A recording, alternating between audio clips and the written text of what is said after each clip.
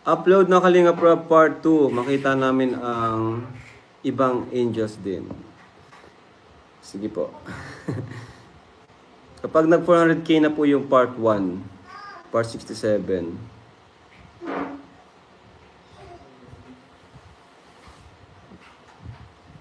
Rajal naman. Ayan. Siyempre may mga pausbong tayong love team. Yung Carly. Yan, grabe guys. Yung mga bago. Rajal ang alam ko, ano daw eh. Tayo mag-vlog ng Rajal.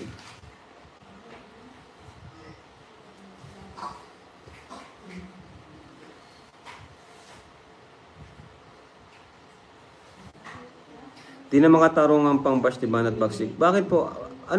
Sino pong binabash niya? Banat Bagsik. Ano po bang niya? Hugot. Anong inuhugot niya?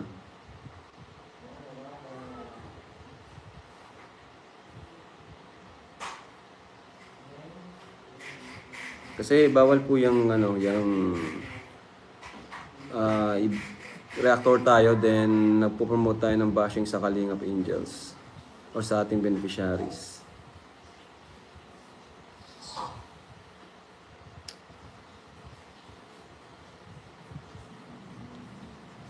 Kalabanin nyo na po lahat, pati mga reactors. Wag lang ang beneficiaries kasi wala po yung mga channel.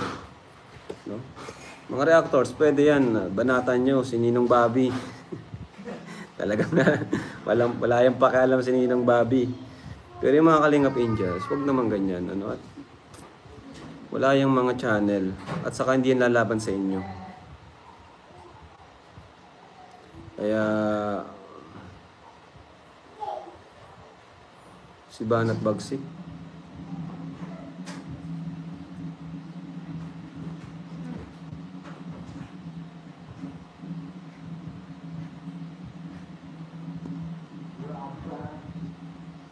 Hindi basher ni Carla si Banat Bagsik. Ano po ba talaga? Ano po ba talaga, basher o ano? Kasi kung binabash niya si Carla, bawal po yun. Bawal po yun. Kung sa mismong sa reaction video niya ay binabanatan niya si Carla, bawal po yun.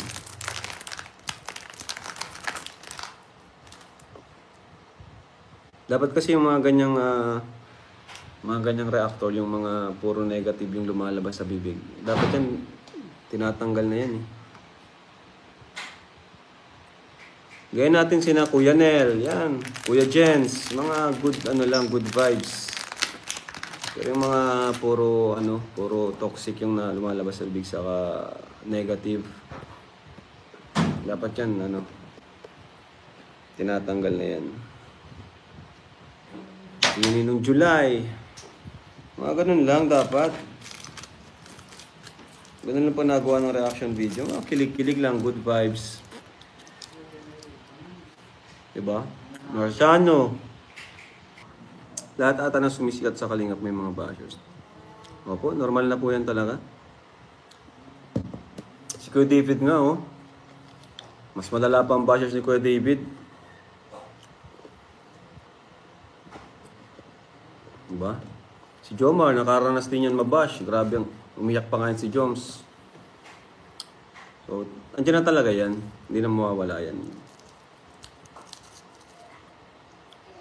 Ang mali lang dyan, kung sa atin mismo nagmumula. Kung tayo pinagmumula ng bashing, yun yung mali. Pero kung yung mga bashers na talagang wala lang masabi, ay wala na po tayong magagawa dyan. Pero kung nagmula sa upload natin yung bashing, yun po ang may problema. Kaya po iniingatan po natin, no, yung mga uploads natin, ingatan natin yung mga ilalabas natin sa social media.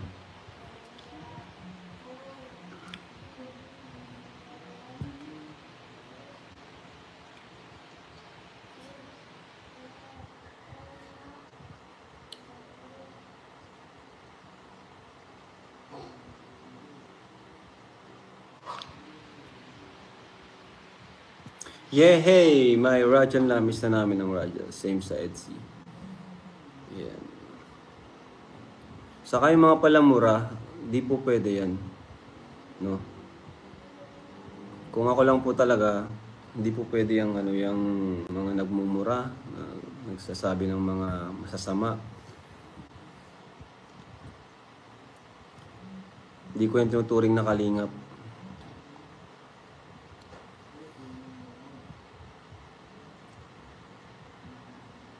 Si David mahilig mag-BTS, pakisabihan. Ayan niyo po yung mga mahilig mag-BTS, huwag na lang natin isama. para wala tayong problema. Huwag na lang isama yung mga puro BTS.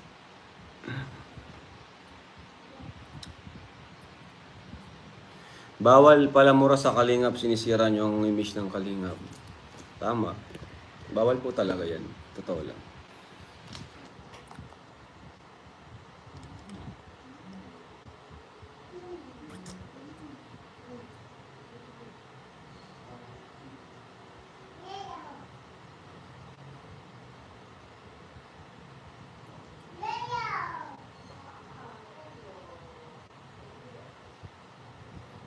Continue lang Kalinga Prab, bashers lagi po andyan. Yes, tama naman po. I love number 1 reactor po, so July lang po. Ayan.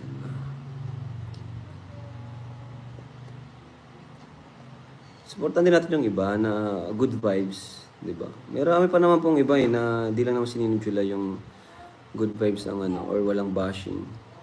Or hindi na promote ng bashing sa kanyang topic. Sila Kuya Nel, okay naman po, di ba? Sila, ewan ko lang si Kuya Bob. Minsan kasi si Kuya Bob may binabanatan din eh. Pero yung sa kanya is, alam ko may pinagtatanggol niya lang si Joy. Okay po yung ganon, yung pinagtatanggol lang natin, yung beneficiaries. Pero kung yung beneficiaries mismo ang hahamakin natin, yun ang mali. Pagtanggol na lang natin sila.